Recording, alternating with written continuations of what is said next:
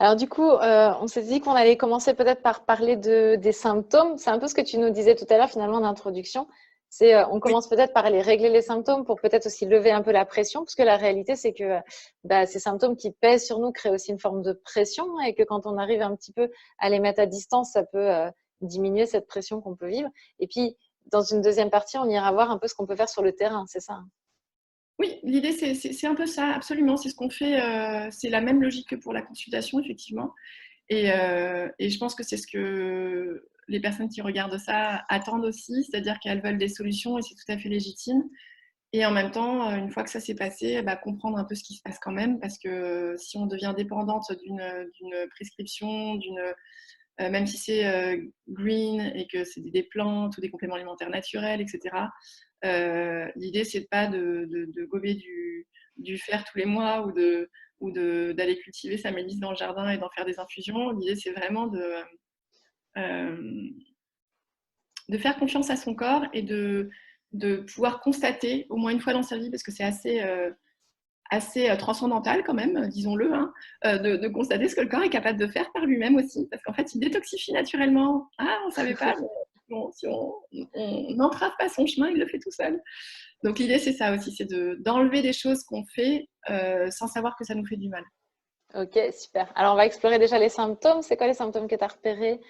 Alors, je vais Euh, te poser la question parce que je pense que tu as ouais. aussi pas mal de questions là-dessus. Alors, on ne va pas répondre individuellement à tout, mais les raisons principales de consultation, bon, moi, je vais te dire, ça va être des problèmes de circulation, des problèmes de douleur au niveau des seins, des problèmes au niveau pelvien, de douleur, de gonflement, de constipation aussi. Il y a pas mal de constipation liées aux hormones. Ça peut être des nausées, ça peut être des maux de tête. Je ne sais pas si toi, c'est un peu ce que tu avais vu, parce que du coup, on n'a pas. Ouais, on est sur exactement le même genre de choses, avec en plus toute la partie psychologique, énervement et comment dire, et aussi sensation de dépression.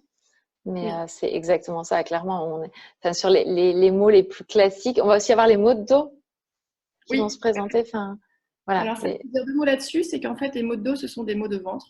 D'accord. Maux de ventre, on peut préciser encore, c'est vraiment pelvien. En fait, ça irradie. C'est-à-dire que c'est tellement fort que ça irradie dans le dos. Ça n'a rien à voir avec les muscles ou ce qui se passe dans le dos. C'est vraiment juste que la zone, elle est fortement impactée et que du coup, ça a des répercussions sur le dos. D'accord, ok. Parce que effectivement, il y a des personnes qui se retrouvent à aller quasiment chez l'ostéopathe dans chaque zone prémenstruelle. Donc voilà. Mais sinon, on est complètement d'accord. Donc on peut partir sur la liste de symptômes que tu as évoqués là, parce que c'est vraiment les symptômes principaux. Le gonflement, enfin, voilà, le gonflement, c'est un peu la chose qui est pratiquement commune à une grande partie des femmes en tout cas. Alors, la grande plante, il y en a deux, trois que j'aimerais bien évoquer avec vous. Je préfère en parler de quelques plantes et que vous les reteniez vraiment, plutôt que de donner toute la liste, parce qu'il y en a vraiment énormément. La grande plante vraiment phare du cycle de la femme quand il y a des soucis, c'est l'alchimie. L'alchimie, L'alchimie. l'alchimie, Ok. exactement. C'est une plante qu'on donne dans plein, plein de cas différents. Alors, je pourrais parler d'insuffisance ovarienne, de problème de progestérone qui est basse, de cellulite, d'obésité, d'inflammation, de dysbiose intestinale, enfin, il y a vraiment, vraiment moult choses dans lesquelles on pourrait se perdre, en fait. Donc, on ne va pas rester sur cette liste-là. Mais en gros, l'alchimie, c'est vraiment une plante qui va réguler. Elle va Ce qui se passe dans la deuxième partie du cycle, donc celle qui nous intéresse, c'est qu'il y a une augmentation au niveau de la progestérone. Tu veux peut-être en parler, toi, parce que tu en parles peut-être mieux que moi. Et la baisse des œstrogènes, je ne sais pas si tu as un schéma en tête qui est plus parlant que ce que je vais dire moi. Oui, on peut déjà on va afficher là le schéma des hormones, comme ça on en parle ensemble. On est donc sur la deuxième partie du schéma. Et on a effectivement l'augmentation de la progestérone et une augmentation aussi des oestrogènes qui le rejoignent et un équilibre qui n'est pas toujours évident à gérer entre les deux. Et puis il y a cette chute, parce que finalement une grande partie des femmes ressentent le syndrome prémenstruel au moment où il y a la chute de la progestérone qui entraîne avec elle la chute des oestrogènes et dont découlent les règles à la fin. C'est ça, et ce qui se passe chez pas mal de femmes, et c'est ça qui est très très subtil, c'est qu'elles subissent, sans le savoir et sans qu'on l'identifie clairement, une hyperœstrogénie relative, si la progestérone n'est pas suffisamment élevée, ou une hyperprogestéronémie relative aussi, et ça les médecins n'en parlent jamais. Hein. Ils parlent quand c'est en hyper réel, donc constaté, mais pas, en fait, quand on parle de relatif, c'est par rapport à l'autre, en fait, par rapport à l'autre hormone. Et pourtant, ça crée les mêmes problèmes que quand elle est réelle.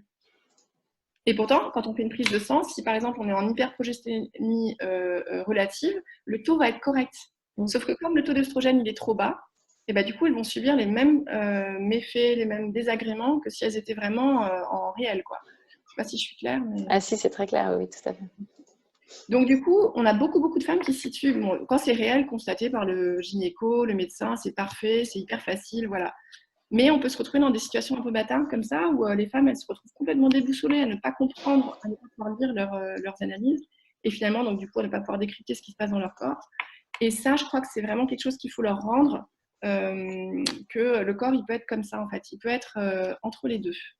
Il peut dysfonctionner sur un truc et pas sur l'autre, et inversement. Donc, si on se reconnaît dans certains symptômes, eh ben, c'est qu'on a ça, en fait. C'est aussi simple que ça. Et l'alchimie vient vraiment travailler là-dessus.